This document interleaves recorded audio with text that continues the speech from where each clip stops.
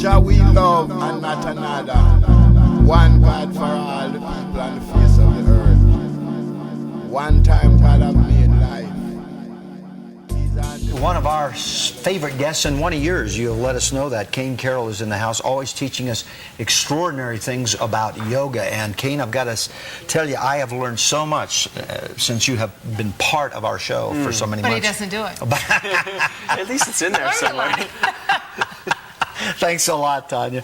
No, I've really learned a lot and implemented some of the things that Kane has told us. And the reason being is a lot of these things are very simple, aren't they? Yeah, I'm trying to just give stuff that's quick and simple and people can do. Hopefully people can, my hope is that when I come on, folks get up and they try this stuff and they get it in their mind and then they can do it. So we try to keep it really This effective. morning it's the neck, shoulders, and the upper part of our body. Neck, shoulders, and upper back. Where the tension just, it lives. It just goes in there, it takes up residence, and it lives forever. That's right. Holds on. Oh. Yes. Isn't that right? We all love the shoulder rubs. Yeah, everybody loves a shoulder rub, and I just thought this time of year... Okay, I'm ready. So that's the program for today. Yeah, Thanks for tuning in. Massage Tanya. You guys stay tuned. Yeah. No, so I figured a lot of people are traveling during the season, and just, there's a lot of stress kind of leading up to the holiday until everybody exhales and they can then chill out and be with their families. So I thought this would be good to get people through the next few days. Why did people do that? As soon as you said exhale or inhale, people automatically just go... Well, you did, and you might have noticed when you were exhaling, I was inhaling. And I did it properly. Yeah, I'm certain you did. So show us, so let's show some stuff. Okay, so the basic idea is, the pain is typically in the back, right? But the origin is typically in the front, and this whole thing about deep breathing is really what facilitates the opening up and release of pain and tension in the back. So I'm going to show a couple things that actually open the chest. Because typically what happens is there's tension through the chest, which pulls your shoulders forward.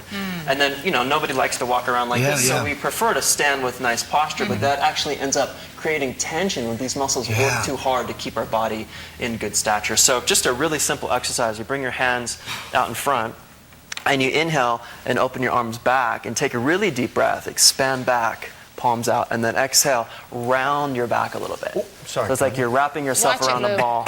So inhale, and then exhale, wrap yourself around the ball and round. Let the head drop a little bit. You're moving away from me. Yeah, don't whack your partner in the face while you do this. Don't do this on the airplane. Okay? This is my opportunity. Okay. Okay, so that's the two-arm version. Inhale, open the chest, exhale. The one-arm version is to inhale, pull back. I call this pulling the bow back. So it's drawing the bow, open, look back, and then exhale, come around. So step forward a little bit. Inhale, pull back. Exhale, come around. This is another chest expansion. And you actually watch yourself pulling back. Yeah, so you watch this hand. Inhale, and then watch the hand. Exhale. Exhale. So when we're in the office, Kane, and it's getting kind of stressful, and we can feel the tightness and the tension, stand up, do 5 of these on each direction. I work on the computer a lot because I'm also a writer. Once an hour, I'll get up and just take at least 1 minute and just do one of these. Because you're on the computer, you're on the phone a lot, or you're at the desk, and your shoulders start doing this. And then at the end of the day, it hurts here. But if you open this will relax. Yeah. Okay? Does this help people who slump too and get with the old home dogger in the back? Yeah, the camel hump. Camel hump. Yeah, that's mostly about opening the chest. When the chest drops too much, it cuts off the diaphragm, you stop breathing deep, and it affects a lot of things, digestion and a lot of other things. So first order of business is open the chest. Let's just consider we did, both of those. We got the chest open. Now let's focus on our shoulders. Okay?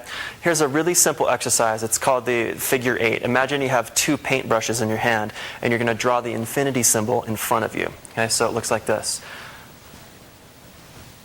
Right? And you just let it get a little bigger and a little bigger. Super simple exercise. Okay? But what's happening is I'm taking my arm through all of these ranges of motion, but I'm working what we call internal and external rotation as I do it. If you watch the hands, the arms are rotating as I go through. That rotation of the arm inside the shoulder socket is giving the socket a massage. Right? So if you just did it like this and you didn't rotate your arms, you wouldn't get that effect.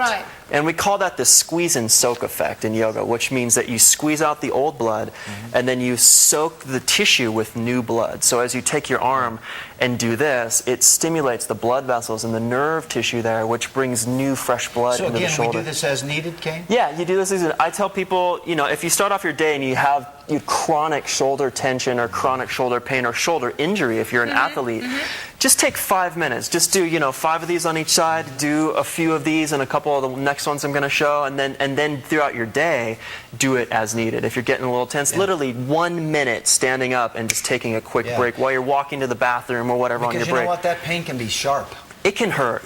And some people live with it all day, every day. And with my private clients, I'll just give some real quick things people can do, and a lot of times it can really help alleviate it. Okay, so that's your figure 8. Okay. All right.